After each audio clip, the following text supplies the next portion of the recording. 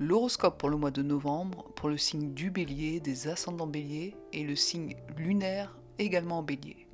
Les Béliers, ces dernières années, votre feu intérieur, votre feu énergétique, votre identité, votre essence la plus profonde, votre soleil, a été mise à l'épreuve. Depuis 2018, Chiron transite votre signe. Chiron en astrologie, c'est le guérisseur blessé.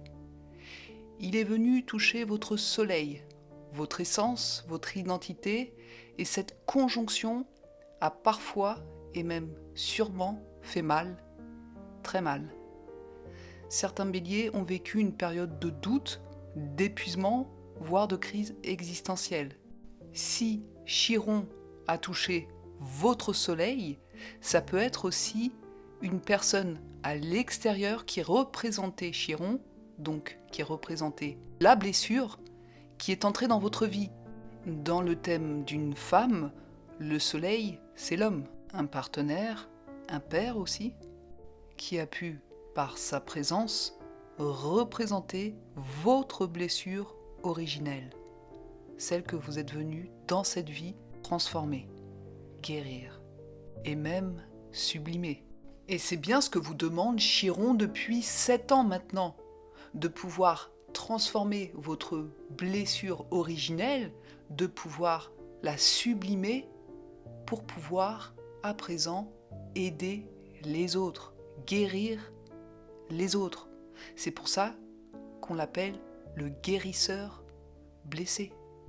Cette douleur n'était pas une punition, c'était une initiation. Chiron vous a rendu plus humain, plus vrai, plus sage. Vous avez appris à demander de l'aide, à lâcher l'image du héros invincible pour devenir un être complet, fort, mais sensible. Et aujourd'hui, en novembre 2025, vous sortez lentement de cette traversée. Vous n'êtes plus le bélier impulsif d'avant, vous êtes un guerrier conscient. Et à rajouter avec le transit de Chiron, vous avez aussi le transit de Saturne et Neptune dans votre maison 12. Depuis le printemps 2025, ces deux planètes rétrogradent ensemble dans les derniers degrés de votre maison 12, qui représente là aussi la blessure, mais pas que. La maison 12, c'est la fin d'un cycle, le monde invisible, la guérison spirituelle.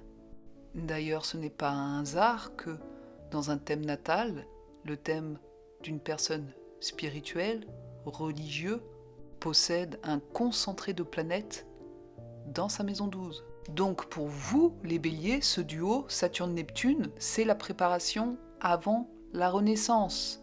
Saturne vous force à clôturer ce qui doit se terminer. Un chapitre, une relation, une manière de vivre, un mode de pensée. Et Neptune, lui, dissout les illusions. Il enlève les masques, il nettoie les émotions accumulées. Il vous pousse à vous reconnecter à votre foi, à votre intuition, à votre vérité intérieure. C'est une période de bilan karmique. Vous sentez la pression monter, mais vous ne pouvez plus revenir en arrière. Vous savez que quelque chose doit changer en vous, dans votre vie, dans votre rapport au monde. C'est la fin d'une ère. Et dès 2026, quand Saturne et Neptune entreront en bélier, ce sera le début de la vôtre. Dans le domaine sentimental pour ce mois de novembre, les béliers, le soleil et Mars dans le signe du scorpion activent votre maison 8. L'intimité, le pouvoir, la sexualité, les émotions profondes. Vous êtes dans une séduction, non pas superficielle, mais intense. Vous voulez du vrai. Donc là, pour les célibataires, ce mois-ci, vous pouvez être attiré par quelqu'un de magnétique, de fort, de mystérieux, quelqu'un qui réveille votre intensité et votre désir de transformation. Attention tout de même, Mars en Scorpion pousse à aller trop vite, à brûler les étapes. Prenez le temps d'observer. Ce que vous attirez maintenant a une valeur karmique. C'est une rencontre qui peut vous révéler, mais aussi vous tester. C'est une rencontre qui peut d'abord se faire via la communication, via des paroles, des mots forts et sensuels.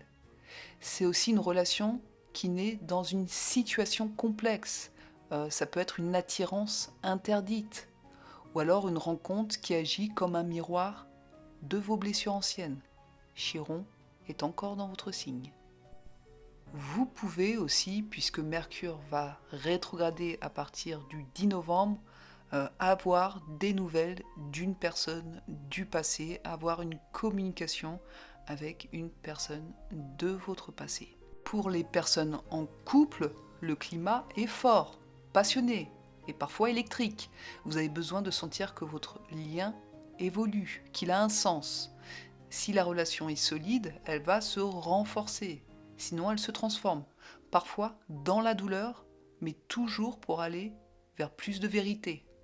Donc ne craignez pas les discussions profondes ce mois-ci. C'est maintenant qu'on guérit les malentendus du passé. Si vous avez quelque chose à dire à quelqu'un, dites-le. Dans le domaine du travail, pour vous les béliers, avec Mercure en Sagittaire, vous allez retrouver la vision, l'envie d'élargir vos horizons, d'apprendre et de créer. Vos idées reprennent vie. Vous sentez l'appel du renouveau, d'un sens plus grand à donner à votre travail. Et avec Jupiter en Cancer dans votre maison 4, vous reconstruisez votre sécurité intérieure. Vous apprenez à travailler autrement et plus sereinement. Attention, à partir du 10 novembre, Mercure va rentrer dans sa phase de rétrogradation. La rétrogradation, c'est quand une planète qui avançait s'est mise soudainement à reculer. Et pour vous, dans le domaine de la carrière, ça parle de blocage, d'attente. Il y a quelque chose qui ne va pas pouvoir se réaliser ce mois-ci. Vous allez devoir attendre, patienter. Si vous deviez signer des contrats ou recevoir une réponse, ça risque d'être compliqué, en tout cas tant que Mercure rétrograde. Ou alors il y aura du retard. Dans le domaine des finances, Vénus en balance et Mercure en rétrogradation vous dit de faire attention, je me répète, à tout ce qui est négociation, contrat, accord. D'ailleurs, Mars dans le signe du Scorpion peut créer des tensions autour d'un partage, d'un héritage ou d'un projet à deux. Dans le domaine de la santé, eh bien là on parle de purification. Saturne, Neptune en Poisson dans votre maison 12 peuvent créer des vagues de fatigue, des émotions lourdes et des périodes de repli. C'est normal, c'est nécessaire. C'est votre corps qui évacue des années de tension. Chiron, encore dans votre signe, agit comme un catalyseur. Les douleurs anciennes, physiques ou émotionnelles, peuvent remonter pour être guéries. Vous pouvez aussi ressentir une sensibilité accrue dans la tête, le dos ou le système nerveux.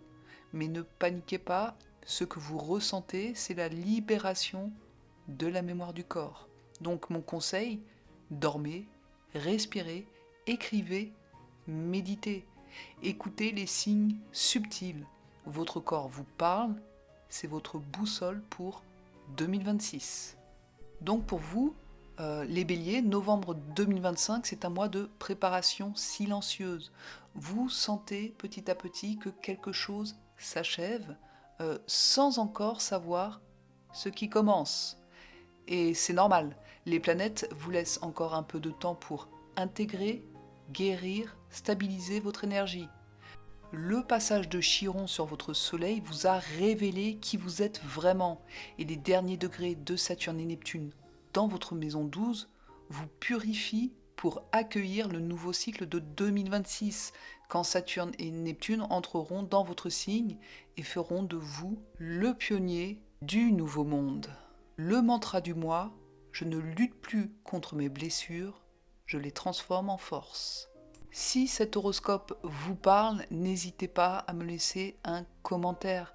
Ça me permet de voir où vous en êtes et ça permet aussi aux autres béliers de savoir comment vous vivez le transit de Chiron dans votre signe.